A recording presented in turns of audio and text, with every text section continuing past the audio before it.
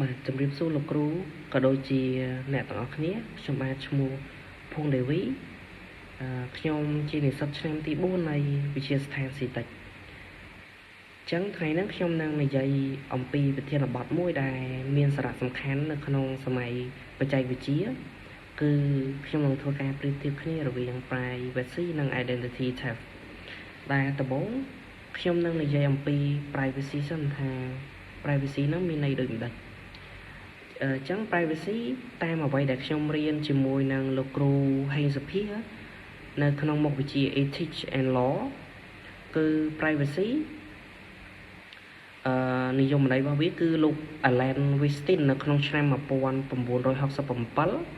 គឺ privacy ឬក៏ឯកជនភាពគឺជាសិទ្ធិទាមទាររបស់បុគ្គលម្នាក់ៗដើម្បីកំណត់ដោយខ្លួនឯងថាតើព័ត៌មានអំពីពួកគេត្រូវបានប្រមូលឬត្រូវបានប្រមូលប្រើប្រាស់ឬតាក់ទងទៅអ្នកដទៃនៅពេលណាហើយនឹងនិយមន័យមួយទៀតដែលខ្ញុំបានសិក្សាស្រាវជ្រាវដោយខ្លួនឯងprivacy គឺជាការការពារព័ត៌មានផ្ទាល់ខ្លួនដែលមានដូចជាឈ្មោះលេខទូរស័ព្ទឬក៏ព័ត៌មានហិរញ្ញវត្ថុដែលយើងមិនចង់ឲ្យអ្នកដទៃដឹងឬក៏ប្រើប្រាស់ដោយគ្មានការអនុញ្ញាតឧទាហរណ៍ដូចជាយើងមិនចែករំលែកលេខសម្ងាត់ឬក៏ព័ត៌មានធនាគារលើបណ្ដាញសង្គមប្រសិនបើយើងរក្សាបាននៅ privacy បានល្អនោះវានឹងជួយឲ្យយើងមានសុវត្ថិភាពនិងការពារកេរ្តិ៍ឈ្មោះផ្ទាល់ខ្លួនរបស់យើងផងដែរអញ្ចឹងឥឡូវខ្ញុំនឹងនិយាយអំពី identity theft វិញម្ដង identity theft មានន័យថាការលួចអត្តសញ្ញាណឬក៏ការយកព័ត៌មានផ្ទាល់ខ្លួនរបស់អ្នកដទៃដើម្បីប្រើប្រាស់ក្នុង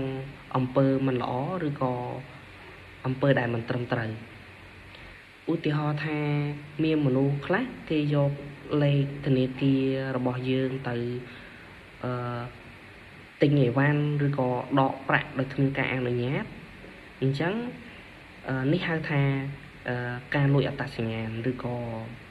identity theft នឹងឯងអញ្ចឹងចំណុចបន្ទាប់នេះខ្ញុំនឹងនិយាយអំពីភាពខុសគ្នាចម្បងរវាង privacy និង identity theft ដែលភាពខុសគ្នាចម្បងនោះគឺ privacy គឺជារឿងដែលយើងត្រូវរក្សានិងការពារខណៈដែល identity theft វាគឺជារឿងអាក្រក់ដែលកើតឡើងនៅពេលដែលយើងត្រូវបានឯកជនភាពត្រូវបានបំពាននិយាយឲ្យសាមញ្ញទៅបើសិនយើងមិនបានរក្សានៅ privacy ឲ្យបានល្អទេនោះយើងនឹងអាចជួបនៅ identity theft បានយ៉ាងងាយស្រួលអញ្ចឹងដើម្បីការពារពី identity theft យើងត្រូវរក្សានៅ privacy ដោយទី1នោះគឺយើងត្រូវប្រើលេខសម្ងាត់ឲ្យរឹងមាំនិងមិនប្រាប់អ្នកដទៃហើយទី2គឺយើងមិនចែករំលែកព័ត៌មានផ្ទាល់ខ្លួនរបស់យើងនៅលើបណ្ដាញសង្គមហើយនឹងទី3គឺយើងប្រើ two factor ដើម្បីចាក់ទៅលើ account គណនីរបស់យើងឲ្យរឹងមាំដែលពេលដែលយើងប្រើ two factor ហើយគឺមិនងាយមានអ្នកអាចចូលនៅមិនងាយមានអ្នកចូលប្រើ account របស់យើងបានស្រួលទេហើយទី3នោះគឺយើងធ្វើការពិនិត្យលើប្រតិបត្តិការធនាគារជាប្រចាំដើម្បីមើលថាមានអ្វីខុសប្រក្រតីឬអត់អញ្ចឹងនៅក្នុងសម័យ digital នេះព័ត៌មានគឺជាអំណាច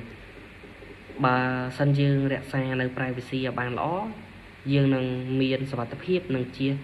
ផុតពីការលួចអត្តសញ្ញាណផងដែរហើយបើសិនយើងមិនមានការប្រុងប្រយ័ត្នយើងនឹងអាចបាត់បង់ទាំងប្រាក់កេរ្តិ៍ឈ្មោះនិងសេចក្តីជឿជាក់ផងដែរអញ្ចឹងជាចុងក្រោយខ្ញុំចង់និយាយថា privacy វាជាការការពារខ្លួន អ្វីដែលយើងត្រូវរក្សានិងគោរពខណៈដែល identity theft វាជាផលប៉ះពាល់មួយដែលកើតឡើងនៅពេលដែលយើងបាត់បង់នៅឯកជនភាពរបស់ខ្លួនឯងអញ្ចឹងចំពោះប្រធានបទដែលខ្ញុំលើកមកនិយាយហ្នឹងគឺមានតែប៉ុណ្្នឹងទេសូមអរគុណលោកគ្រូនិងអ្នកទាំងអស់គ្នា